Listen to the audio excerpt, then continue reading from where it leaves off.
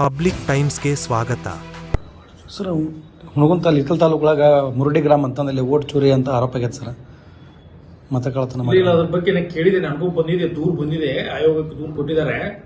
ಅದು ಬೂತ್ ಮತಗಟ್ಟೆ ನಂಬರ್ 229 ಮತ್ತು 230 ಅದೇನೋ ಅವರು ಈಗ ತಹಸೀಲ್ದಾರ್ ಅವರು ಹೇಳ್ತಾ ಇದ್ದಾರೆ, ಅವೆಲ್ಲ ಅದನ್ನು ಸರಿಪಡಿಸಿ ಮಾಡಿ ಕೇಂದ್ರ ಚುನಾವಣಾ ಆಯೋಗದ ಮುಖ್ಯ ಚುನಾವಣಾ ಅಧಿಕಾರಿಗೆ ವರದಿ ಡಿಸಿ ಮುಖಾಂತರ ವರದಿ ಹೋಗಿದೆ ಅಂತ ಹೇಳ್ತಾ ಇದ್ದಾರೆ.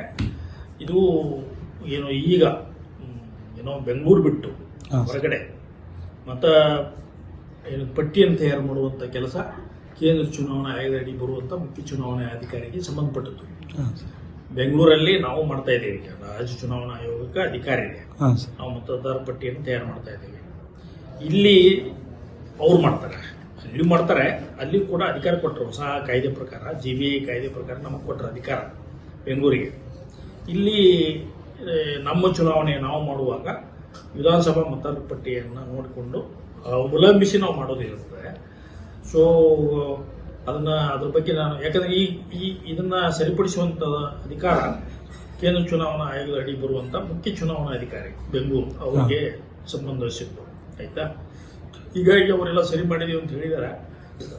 ಅವ್ರ ಪ್ರಕಾರ ಇದೇನು ಇಂಟೆನ್ಷನಲಿ ಆಗಿರೋದಲ್ಲ, ಮಾಡ್ತಾ ಮಾಡ್ತಾ ಏನದು ಎಂಥದ್ದು ಮಾಡೋದು ಟೆಕ್ನಿಕಲ್ ಏನು ಆಗಿರುವಂಥದ್ದು, ಇಂಟೆನ್ಷನಲಿ ಏನು ಮಾಡಿಲ್ಲ ಅಂತ ಅವ್ರು ಹೇಳ್ತಾ ಇದ್ದಾರೆ. ಸರಿ ಮಾಡಿದ್ದೀವಿ, ರಿಪೋರ್ಟ್ ಕೊಟ್ಟಿದ್ದೀವಿ ಅಂತ ಹೇಳ್ತಾ ಇದ್ದಾರೆ.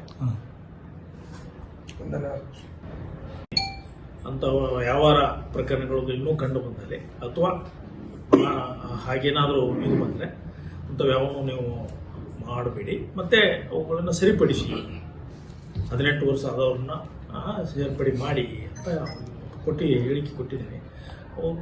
ಅವರ ಮಾತಿನ ಮುಖಾಂತರ ನನಗೆ ಗೊತ್ತಾಯ್ತು ಏನು ಇಂಟೆನ್ಷನಲಿ ಆಗಿರುವಂಥದ್ದನ್ನಲ್ಲ, ಏನೋ ಸ್ವಲ್ಪ ಹೆಚ್ಚು ಕಡಿಮೆ ಆಗಿದೆ. ಅದೇನೋ ಆಧಾರ್ ಕಾರ್ಡ್ನಲ್ಲಿ ಹುಟ್ಟಿದ ದಿನಾಂಕ ಕರೆಕ್ಷನ್ ಆಗಿದೆ, ಅಷ್ಟು ಭಾಳ ಏನಾಗಿಲ್ಲ. ಇದೆ ಒಳ್ಳೆ 8-9 ಮಂದಿ ಏನೋ ಆಗಿದೆ, ಅಷ್ಟು ಬಿಟ್ಟರೆ ಬೇರೆ ಏನಾಗಿಲ್ಲ ಅಂತ ಕಂಡು ಬಂದಿದೆ. ಇನ್ನು ಮುಂದಿನ ದಿನಗಳಲ್ಲಿ ಅವರು ಸರಿಯಾಗಿ ಮಾಡ್ಕೊಂಡು ಹೋಗ್ತೇವೆ ಅಂತ ಕೂಡ ಹೇಳಿದ್ದಾರೆ. ಇಷ್ಟೇ. Okay sir, thank you. ಇನ್ನಷ್ಟು ಸುದ್ದಿಗಳನ್ನು ನೋಡಲು ಪಬ್ಲಿಕ್ ಟೈಮ್ಸ್ ಸಬ್ಸ್ಕ್ರೈಬ್ ಮಾಡಿ, ಬೆಲ್ ಬಟನ್ ಒತ್ತಿ.